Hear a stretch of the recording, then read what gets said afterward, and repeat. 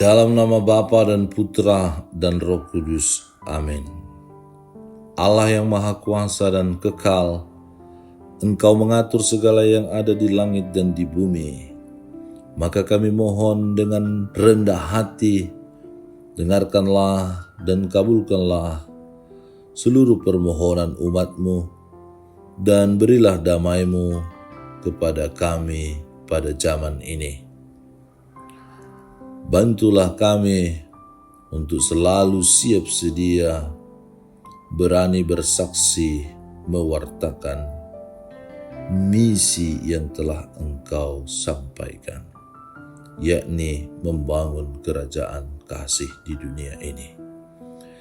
Dengan pengantaran Kristus Tuhan kami. Amin.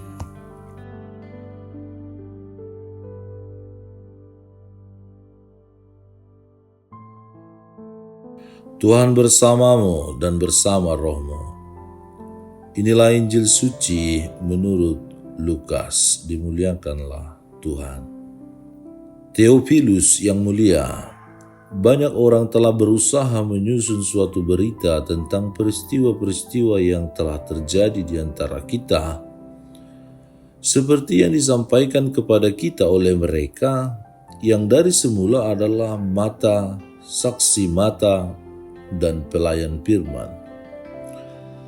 Karena itu setelah aku menyelidiki segala peristiwa itu dengan seksama dari asal mulanya, aku mengambil keputusan untuk membukukannya dengan teratur bagimu, supaya engkau dapat mengetahui bahwa segala sesuatu yang diajarkan kepadamu sungguh benar.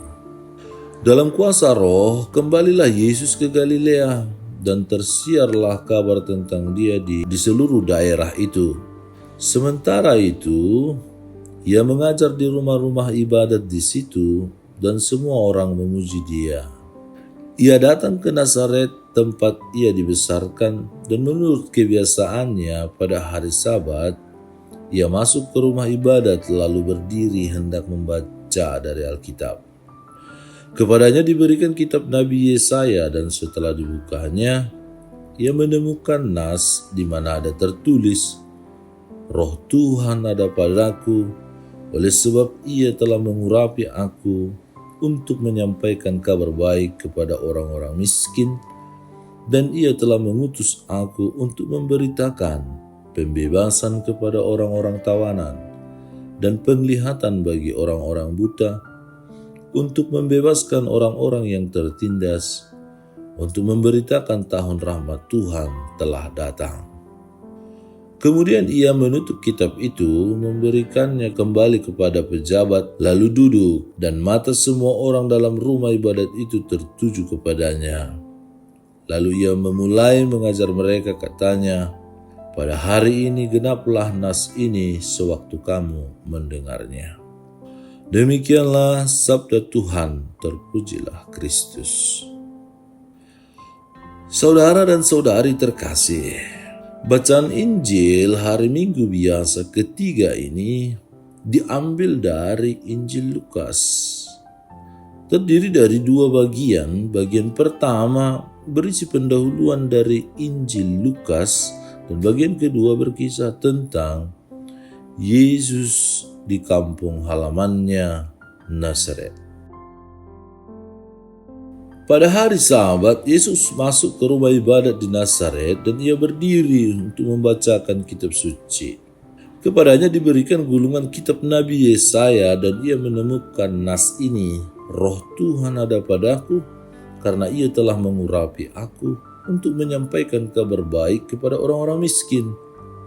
Ia telah mengutus aku untuk memberitakan pembebasan kepada orang-orang tawanan, penglihatan bagi orang-orang buta, untuk membebaskan orang-orang yang tertindas, untuk memberitakan tahun rahmat Tuhan. Setelah Yesus selesai membaca, lalu menutup kitab itu, memberikannya kepada petugas, dan ia berkata kepada mereka, pada hari ini genaplah nas ini ketika kamu mendengarnya. Artinya, Yesus menegaskan bahwa dialah penggenapan atau pemenuhan nas kitab Nabi Yesaya itu. Di dalam Dia, nas kitab Nabi Yesaya itu terpenuhi. Dari sini dapat dikatakan pula bahwa misi hidup Yesus adalah untuk menyampaikan kabar baik kepada orang-orang miskin, memberitakan pembebasan kepada orang-orang tawanan, penglihatan bagi orang-orang buta, membebaskan orang-orang yang tertindas, dan memberitakan tahun rahmat Tuhan. Bacaan Injil mengajak kita untuk membawa misi yang telah Yesus teladankan. Sebagai umat beriman, kita dipanggil karena baptisan yang kita terima untuk terus-menerus memberitakan kabar baik. Dalam bacaan pertama dikisahkan tentang pembacaan kitab Taurat oleh Imam Ezra pada suatu pertemuan di hadapan laki-laki maupun perempuan dan setiap orang yang dapat mengerti. Selesai pembacaan, Imam Ezra berkata, "Hari ini kudus bagi Tuhan Allahmu. Jangan berduka cita dan menangis." Lebih lanjut, ia menegaskan, "Pergilah kamu, makanlah makanan yang enak dan minumlah minuman manis, dan kirimlah sebagian kepada mereka yang tidak sedia apa-apa." Jika diambil benang merahnya atau kaitannya dengan misi Yesus, Imam Ezra ingin mengatakan bahwa menyampaikan kabar baik kepada orang-orang miskin itu dapat dilakukan dengan cara berbagi kepada mereka yang miskin dan berkekurangan. Sebagaimana diungkapkan dalam anak kalimat, "Kirimlah sebagian kepada mereka yang tidak sedia apa-apa." Ayat 11b. Dapat dikatakan bahwa baik dalam bacaan Injil maupun dalam bacaan pertama menekankan tentang misi Yesus, yaitu menyampaikan kabar baik kepada orang-orang miskin, orang-orang lapar, orang-orang tertindas. Saudara-saudari terkasih, pada zaman ini siapakah yang mesti meneruskan misi Yesus itu? Kata misi berasal dari bahasa Latin mittere, mengutus, atau missio, utusan, perutusan. Mau tidak mau kita sendiri adalah utusan itu yang membawa apa yang telah kita imani, kita hidupi, kita yakini, dan kita mau menjawab bahwa kitalah yang menjadi utusan untuk membawa misi yang telah Yesus sampaikan kepada kita untuk berbuat hal yang sama seperti yang Yesus telah teladankan. Rasul Paulus dalam bacaan kedua dengan gamblang menulis, "Kamu semua adalah tubuh Kristus dan kamu masing-masing adalah anggotanya." Kita semua adalah satu tubuh di dalam Kristus yang satu dan sama. Maka apa yang menjadi misi Yesus jelas menjadi misi kita juga. Yang kita bawa adalah Yesus yang telah kita terima, kita sambut, kita hidupi, dan menghidupi kita.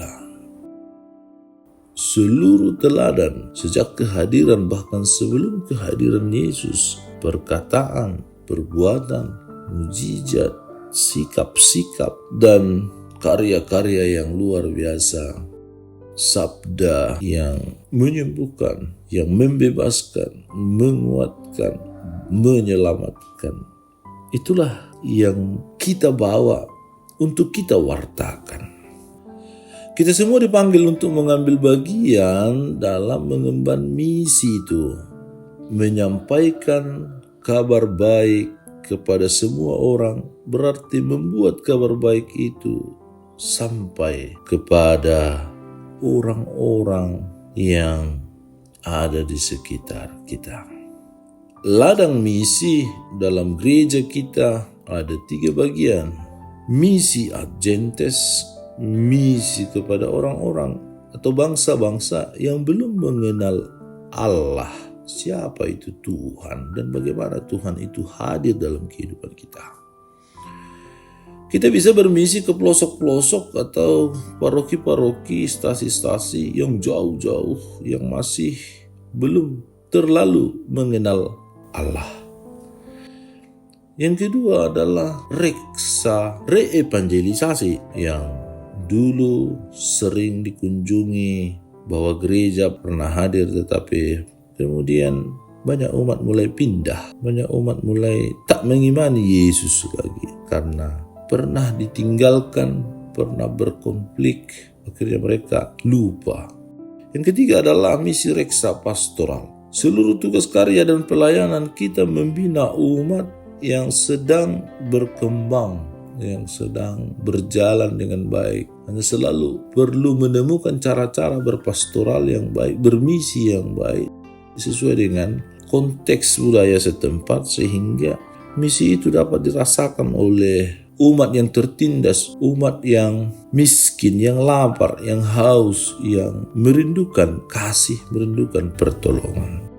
Dan saudara-saudari terkasih, masih banyak orang baik di dunia ini. Masih banyak orang yang mau mewartakan kerajaan kasih itu lewat segala sesuatu yang bisa dibuat dan dilakukan demi keselamatan kita dan demi keselamatan orang-orang yang kita cintai, keluarga, atau sesama kita yang membutuhkan kasih itu, seperti Yesus sendiri.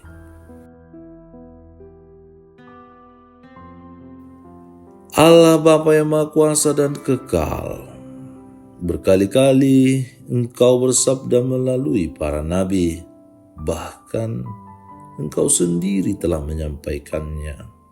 Tetapi pada pribadi-Mu kami imani, Engkaulah Allah yang menjelma menjadi manusia, hadir di antara kami dengan mewartakan kabar baik, kabar sukacita. Kami mohon agar kami selalu siap sedia mendengarkan sabda-Mu dengan penuh iman dan kerendahan hati, serta terpanggil untuk menjadi misioner-misioner kasih, utusan-utusan, pewarta-pewarta kerajaan-Mu dimanapun kami berada.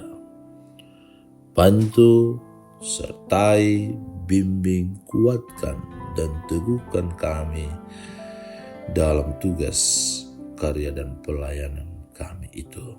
Dengan pengantaraan Kristus, Tuhan dan Penyelamat kami. Tuhan bersama-Mu dan bersama Roh-Mu. Semoga saudara sekalian dilindungi, dibimbing dan diberkati oleh Allah yang Maha Kuasa, Bapa dan Putra dan Roh Kudus. Amin. Allah Bapa kami, penuntun kehidupan, Engkau telah menuntun Abraham menuju tanah terjanji.